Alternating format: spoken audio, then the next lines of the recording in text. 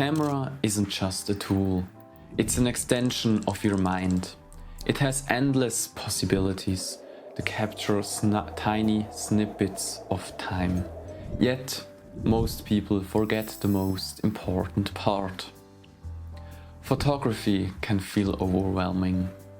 Settings, gear, rules, or upgrades. So in this video, I want to strip things back and show you a few simple photography techniques that can inspire your creativity and help you express yourself. And here's the best part. None of these techniques require a new camera. They work just as well on older cameras like the Fuji X-E2 or pretty much any mirrorless camera you already own. When you think of a photograph, you might think it's just a picture, but it's much more than that. A photograph is a permanent visual record of light and time, whether that moment lasts a split second or several minutes.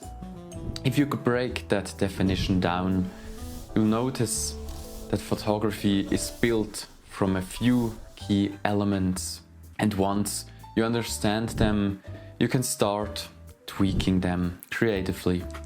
Let's dive into the first one. One of the most interesting and creative techniques is long exposure photography.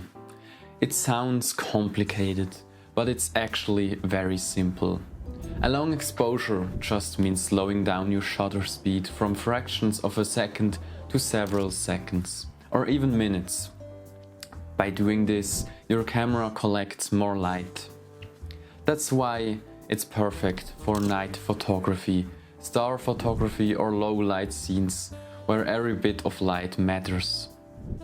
But there's another side to it. A longer exposure doesn't freeze motion, it captures movement.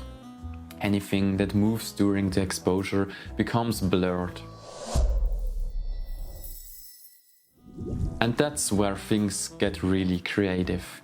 For example, shooting portraits in a busy city.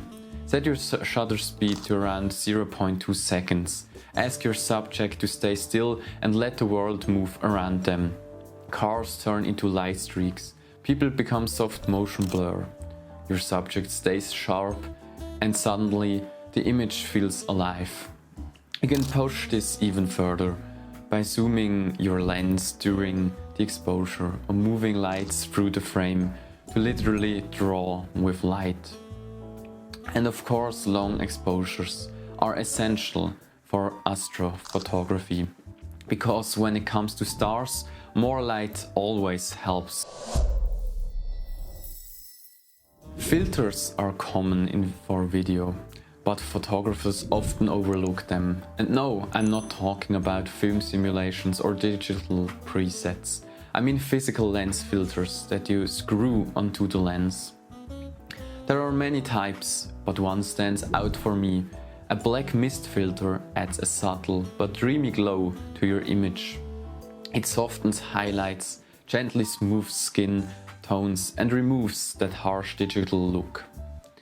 At night, lights bloom beautifully and give your photos a cinematic feel. It's one of my most used filters and one I can highly recommend.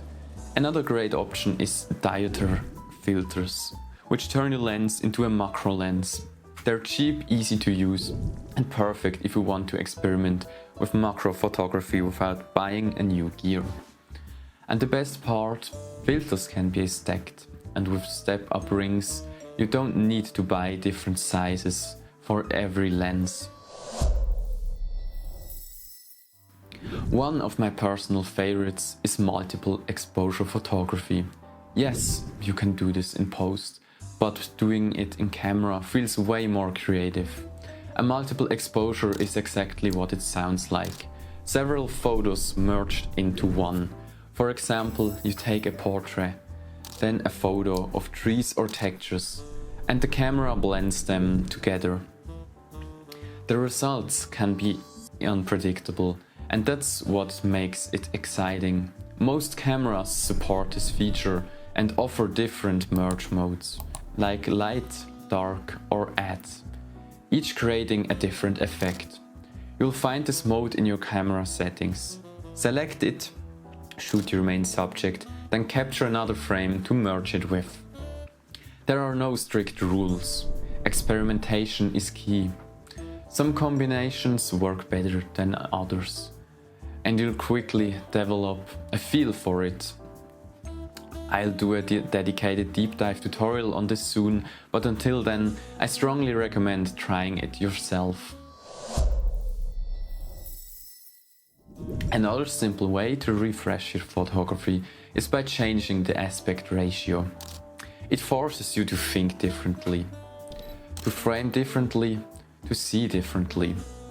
Some cameras, like my Lumix S9, offer multiple aspect ratios, including cinematic formats, that are incredibly fun to explore. One tip though: change one variable at a time.